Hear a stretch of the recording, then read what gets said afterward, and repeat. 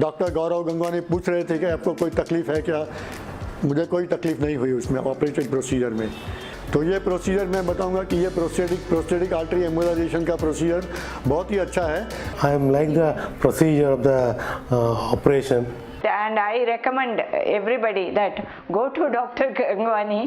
दोस्तों, old age में जो प्रोस्टेट प्रॉब्लम है, शायद आपके दादाजी या नाना जी उससे परेशान हो, पर उससे उनके स्ट्रेस से ज़्यादा, आप लोगों के फैमिली के स्ट्रेस से ज़्यादा डॉक्टर्स इसके लिए स्ट्रेस ले रहे हैं। कैसे? हर हफ्ता हर महीना एक नया ट्रीटमेंट आता है। डॉक्टर्स और इनोवेटिव ट्रीटमेंट सोच रहे हैं, कंपनीज इनोवेटिव ट्रीटमेंट सोच रही है ताकि इस प्रॉब्लम को सॉल्व कर पाए, ताकि बुढ़ापा ठीक जाए और यूरिन जैसी चीज़ के लिए हर बार परेशान ना होना पड़े।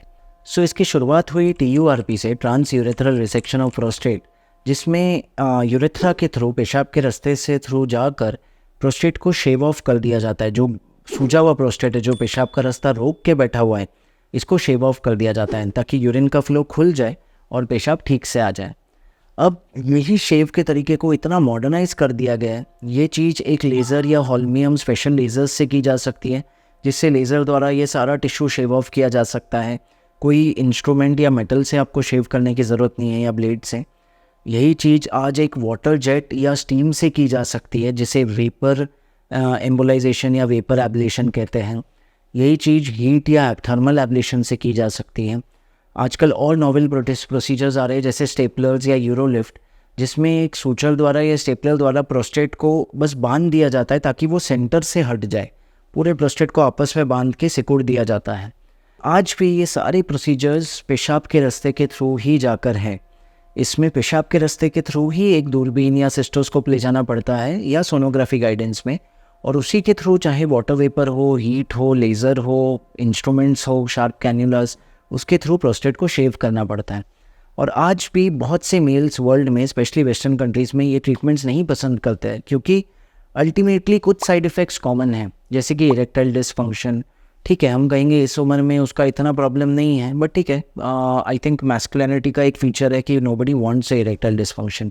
कभी कभी स्पिंक्टर डिस्टर्बेंसेस होती है, कुछ केसेस में यूरेथ्रल स्ट्रिक्चर्स बन सकते हैं। तो ये छोटे मोटे साइड इफ़ेक्ट्स नोन हैं और ये पॉसिबल हैं। लेकिन दोस्तों, हमारा जो इंटरवेंशन रेडियोलॉजिकल ट्रीटमेंट है, प्रोस्टेट आर्टरी एम्बोलाइजेशन, ये बहुत ही नॉवेल और यूनिक है, इन सब से बहुत अलग है, क्योंकि इसमें हम आपके लोअर बॉडी के पास भी नहीं आते हैं। इसमें हम आपकी हथेली से रेडियल आर्टरी, एक नस से पतली सा इंजेक्शन देके सुन कर देते हैं, और एक पतली सी तार ले जाकर एक्सरे में देखते हुए एंजियोग्राफी द्वारा आपकी प्रोस्टेट की खून की नसों में चले जाते हैं। एक बार हम वहाँ पहुँच जाए, हम कुछ पार्टिकल्स इंजेक्ट करते हैं, जिससे प्रोस्टेट का फ्लो बंद हो जाता है और ये प्रोस्टेट नेचुरली श्रिंक हो जाता है।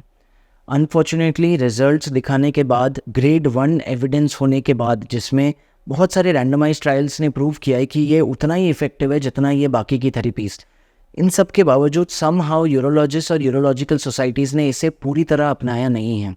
पर वर्ल्ड में ऐसे बहुत सारे सेंटर ऑफ एक्सेलेंस बन चुके हैं, स्पेशली यूरोप, चाइना, US में, जहाँ पे यूरोलॉजिस्ट और इंटरवेंशन रेडियोलॉजिस्ट साथ मिलकर ये ट्रीटमेंट्स ऑफर कर रहे हैं, और लाखों करोड़ों लोग इसका फ़ायदा अपना रहे हैं। US का प्रोस्टेट सेंटर्स एक बहुत बड़ा सक्सेस स्टोरी है, जिसमें आई थिंक साल में वो लोग 300 से भी ज़्यादा केस करते हैं। ये मैं बहुत ही कंजर्वेटिव नंबर बोल रहा हूँ, आई थिंक ये नंबर बहुत ज़्यादा है। सो डॉक्टर संदीप बागला और डॉक्टर एरी एग्जैक्सन इसके पायोनियर्स हैं, और वहाँ के हज़ारों यूरोलॉजिस्ट ने उनके साथ मिलकर, उनके सेंटर्स के साथ मिलकर ये ट्रीटमेंट्स अपनाई हैं। हर प्रोसीजर के लिए शायद ये वैलिड ना हो। 100 लोग यदि मेरे पास आए, 10 लोगों को शायद मुझे रिफ्यूज़ करना पड़े, और जब मैं ये करता हूँ तो ओवरऑल सक्सेस रेट 86 to 90% हो। 10 में शायद ये फेल हो, पर सोचिए जिनमें ये सक्सेसफुल हो रहा है, 100 में से 90 लोगों में जिनमें ये सक्सेसफुल हो रहा है, उनमें ये एक लोकल एनेस्थेशिया में हो रहा है। कोई स्पाइनल एनेस्थेशिया, जनरल एनेस्थेशिया की ज़रूरत नहीं, मिनिमली इन्वेजिव तरीका है, सब कुछ एक सुई से है, स्कारलेस है। 2 दिन बाद आप ढूंढ नहीं पाओगे कि कहाँ से किया था ये इंटरवेंशन। ऑलमोस्ट पेनलेस है, कोई प्रोसीजर रिलेटेड पेन नहीं है। प्रोसीजर के बाद एक नेचुरल डिस्यूरिया थोड़ा सा होता है, पर कोई कैथेटर की ज़रूरत नहीं है। सिंपल मेडिकेशन से वो पेन या डिस्यूरिया मैनेज किया जा सकता है, क्योंकि प्रोस्टेट डाई हो रहा है, इसलिए ये डिस्यूरिया या पोस्ट एम्बोलाइजेशन नेचुरल सिंड्रोम होता है। एंड बहुत ही अर्ली रिकवरी है। नेक्स्ट डे या मैक्सिमम सेंटर्स पे 6 घंटे के अंदर पेशेंट उठ के अपने घर जा सकता है और अपना रेगुलर लाइफ रिज्यूम कर सकता है। सोचिए कितने ज़्यादा एडवांटेजेस और कितना आधुनिक तरीका है। एट द मैक्स मान लीजिए फेल भी हो जाए तो क्या उसके बाद TURP, होलैप रीजम, यूरोलिफ्ट नहीं हो सकता है, मिस्ट बिल्कुल हो सकता है, ये सारी टेक्निक्स हो सकती है, कोई कॉन्ट्राइंडिकेशन नहीं आएगा इन टेक्निक्स में। साइड इफ़ेक्ट प्रोफाइल इतना अच्छा है कि सही हाथों में किया जाए तो ऑलमोस्ट नेग्लिजिबल साइड इफ़ेक्ट्स हैं। आई थिंक 300 में भी एक केस में होगा। लकीली आज तक हमने जितने पेशेंट्स में ये किया है, आज तक एक साइड इफ़ेक्ट नहीं देखा है हमने इस ट्रीटमेंट का।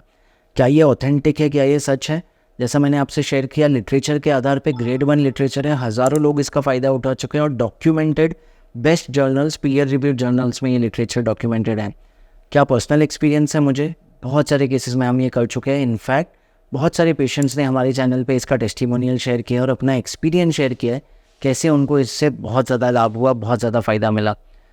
बिल्कुल क्वालिटी ऑफ लाइफ चेंज हो जाती है। अगर आपको कैथेटर है, निकल जाता है, आपको रातों को उठना नहीं पड़ता है, दिन में कई बार अगर जाना पड़ रहा है तो बहुत कम हो जाता है, पेशाब आपका पूरी तरह खाली होता है, इन्फेक्शन ख़त्म हो जाता है क्योंकि पेशाब अभी जमा नहीं हो रहा है, अनगिनत फ़ायदे हैं। तो अगर आपको प्रोस्टेट आर्टरी एम्बोलाइजेशन के बारे में अभी तक नहीं पता है, आई होप ये वीडियो के बाद पता चल गया हो और आप इसका फ़ायदा उठाएं। प्लीज़ ये वीडियो शेयर कीजिए ऐसे लोगों के साथ जिन्हें इसका फ़ायदा हो, जो आपको पता है जिनको प्रोस्टेट इश्यूज़ हैं।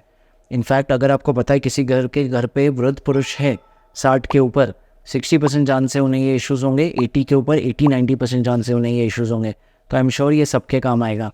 तो इसी प्रकार के पुराने वीडियोस देखने के लिए, चाहे वो लाइव टेस्टिमोनियल्स हो या लाइव डेमोज हो, चैनल से जुड़े रहिए, सुरक्षित रहिए, सशक्त रहिए।